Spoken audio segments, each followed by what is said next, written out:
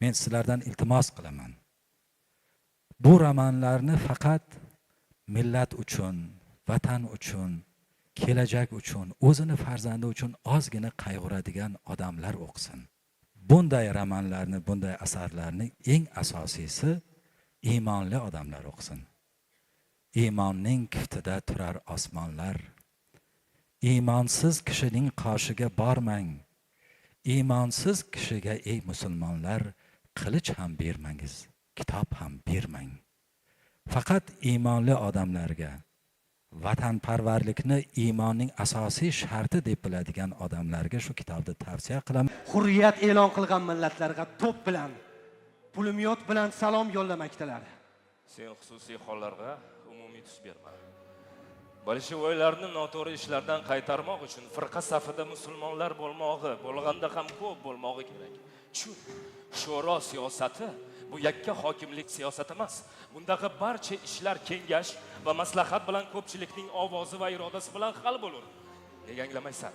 Hozirgi kunda Turkiston siyosat maydonida sho'rodan boshqa hal qiladigan kuch yo'q. Biz yoshlar bilan birga murosai madora qilib, o'z insoniy haqlarimizni talab va muhofaza qilishimiz yoki tarix hayvonidan supurilib, el millat olaroq butunlay mahv bo'lishimiz mumkin.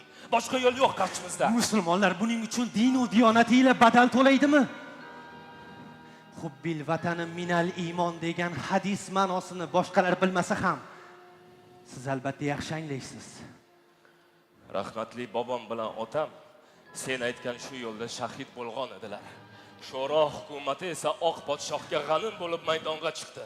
Binobarin dushmanimizning dushmani bizning do'stimiz bo'lmog'i mumkin. Sizlarga tinchlik ila nom beramiz deb va'da qilishgandi. Qani o'sha tinchlik? Qani nom bergani? Sabr qil uka. Biz ularning kuchi, imkoniyatidan foydalanib Turkistonni ro'shinolikka chiqarishimiz mumkin. Ana ko'rayotgandirsan, sho'ro dehqonlarga yer beryapti. Nima? Yerni Rossiyadan olib kelib beryaptimi? O'zimizdan tortib olingan yerni o'zimizga qaytarib, sodda go'l mardumni aldayapti. Chor hukumati nima-yu? Sho'ro hukumati nima? Biz faqat yaratgan egam va o'z kuchimizga tayanmog'imiz lozim. Dunyo allaqachon katta saltanatlar o'rtasida taqsim qilib bo'lingan. Bu taqsimotda biz Turkiston kabi nochor va zaif o'lkalarning ulushi yo'q darajadadir.